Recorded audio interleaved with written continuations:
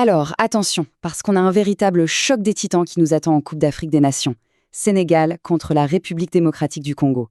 Et croyez-moi, c'est bien plus qu'un simple match de groupe.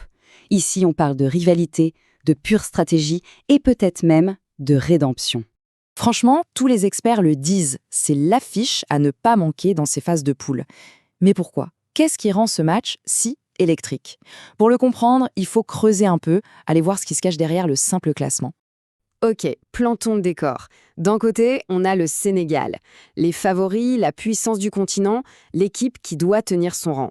Et de l'autre, l'AR des Congo, le challenger par excellence. L'équipe qui a faim, qui monte en puissance et qui veut montrer à tout le monde qu'elle a sa place à la table des grands. Le scénario classique en somme.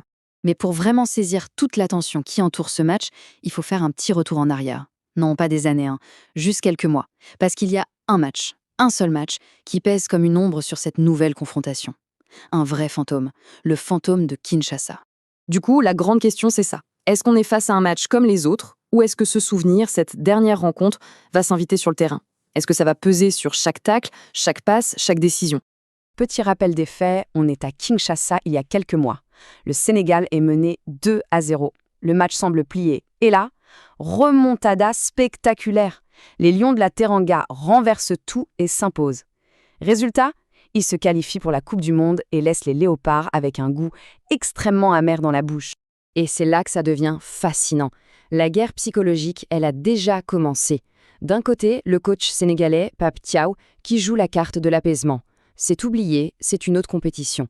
De l'autre, le Congolais Samuel Mutusami, qui met les pieds dans le plat. Ce match, il a une saveur spéciale. 2 discours, 2 ambiances. Le match est lancé bien avant le coup de sifflet. Mais alors, écoutez bien ça, c'est Pape Matar Sarr, un joueur sénégalais qui parle. Et lui, il ne se cache pas derrière la langue de bois, il le dit clairement, ils auront un esprit de revanche. Voilà, le mot est lâché.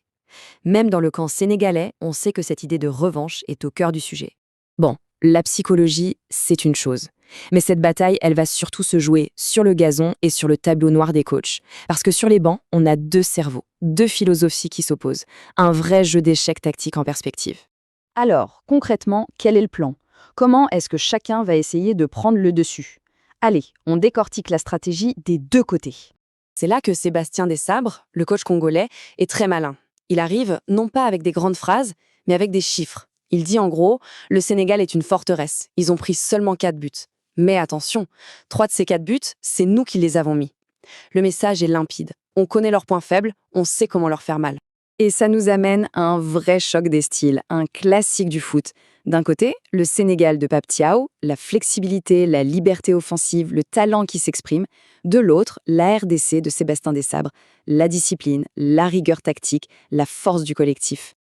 Alors, pour le Sénégal, le mot d'ordre, c'est le mouvement. Le coach Thiaw ne veut pas de joueurs figés dans un schéma. Il veut que ça bouge, que les attaquants changent de place, qu'ils créent le chaos dans la défense adverse. La philosophie est simple. On va marquer plus de buts que vous. Et pour ça, il faudra être patient, faire tourner le ballon jusqu'à trouver l'ouverture. Et en face, la réponse de la RDC, c'est un mur bien organisé. Face au désordre créatif du Sénégal, Desabre veut un bloc solide, compact, une véritable machine collective.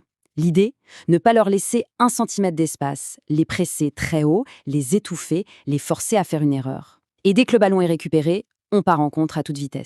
La tactique, c'est bien beau, mais au final, ce sont les joueurs qui font la différence. Alors, qui sont les hommes à suivre? Qui sont ces joueurs capables, sur une action, de faire basculer le match? Les experts ont déjà leurs petites idées sur les fameux Factor X. Côté Sénégal, tous les yeux seront tournés vers Nicolas Jackson.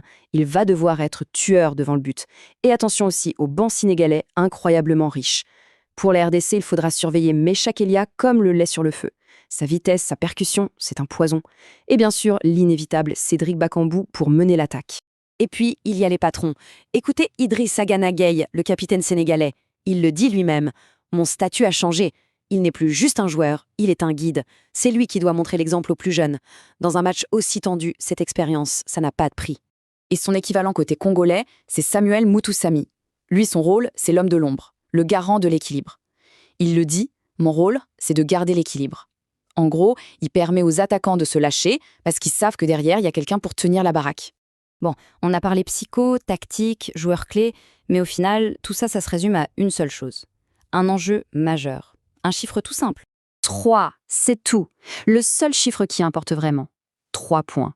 3 points qui peuvent absolument tout changer.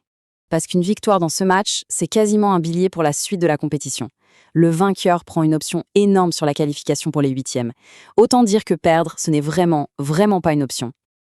Alors, au final, à quoi va-t-on assister? À la revanche tant attendue des Léopards ou à la confirmation de la domination des Lions? Est-ce que la hargne du challenger peut faire tomber le favori? Une seule certitude, la réponse, elle sera sur le terrain.